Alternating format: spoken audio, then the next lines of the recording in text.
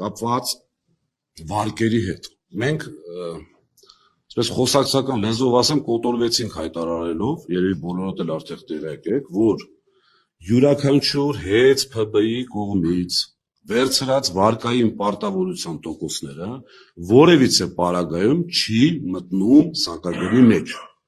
Հիմա կա երկու տարբերակ, կամ կառավարության ղեկավարը գիտի եւ մոլորեցնում է ժողովրդին, կամ իր այսպես իրեն զեկուցող կոմպետենտ մարդիկ խաբել են իրեն։ Հիմա եթե շատ արագ այդ կոմպետենտ մարդիկ չազատվեցին աշխատանքից, նշանակում է իմ ասած առաջի վարկածն է։ Ուղղակի մոլորեցնում է մեր ժողովրդին։ Հարց է առաջանում, լավ ընտրություններից հետո Աստված մի արասցի, եթե իրենք հաղթեցին։ Ինչ է լինելու։ Պարզ բան, ուղղակի թանկանալու է սակագինը, որտեղ տարբերակ չկա։ Սամվել Կարապետյանի պարագայում եւս մեկ անգամ հիշեցնեմ, արդեն 10 տարի չի թանկացրել ոսկե հեծի մասին։ Եվս 10 տարի խոստացել է չթանկացնի, այսինքն այս ամբողջ բեռը ինչ որ լիներ հեծի հետ կապված, միանշանակ ինքը այսպես ասած իր անձնական միջոցներից որպես